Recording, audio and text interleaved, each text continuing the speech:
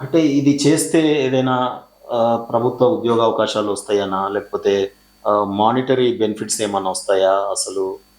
లేదు ఓన్లీ ప్యాషన్‌తో మన రాష్ట్రానికి గాని, మనకు గాని కొంత పేరు తెచ్చేటటువంటి ఒక ఉద్దేశంతోనా? అంటే ఏంటి అసలు దీనివల్ల మీరు అంటే నా ఉద్దేశ్యం ఏందంటే సార్, హ్మ్. ఇది మన మన తెలంగాణ ఆత్మ ధైర్యాన్ని, నా కుటుంబ ఆత్మ స్థైర్యాన్ని, మన భారతదేశ జెండాని ప్రపంచంలో అన్ని ఖండాల్లో 7 ఖండాలలో ఉన్న ప్రతి శిఖరం అత్యధిక పెద్ద శిఖరం మీద ఎగిరేయాలని నా ఆశయం. ఓహ్! అంటే మన త్రివర్ణ పతాకం అక్కడ అక్కడ శిఖరం ఎగిరేయాలి. ఎక్కిన తర్వాత ఎగిరేస్తారు గదా! ఆ!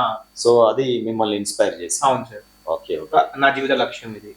సో, ఫస్ట్ ఎందుకు మరి కిలిమంజారో పర్వతాన్ని ఎక్కాలని అక్కడికి వెళ్ళడం ఏంటి?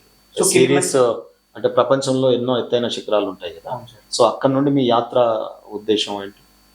సో, అంటే నేను నాంది పలికింది అక్కడి నుంచే. ఓకే. సో, నా గురువులు ఇప్పుడు ఆనంద్ గారు గాని, అన్విత గారు, ఓకే. మా స్నేహితుడు రాకేష్ వాళ్ళు స్టార్టింగ్ నుంచి కూడా మీరు కిలిమంజారో పర్వతం ఎక్కితే మీ యొక్క సామర్థ్యత, మీ బాడీ ఎలా ట్యూన్ అవుతుంది అని దాని ప్రకారంగా మనము వేరే ప్లాన్ చేయొచ్చని వాళ్ళు కూడా నాకు సలహా ఇచ్చారు.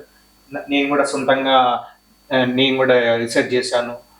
సో, నా ఈ యొక్క పర్వతం ఎక్కడం అంటే మనల్ని మనం ఎక్కడం. అంటే మన గురించి మనం తెలుసుకోవడం.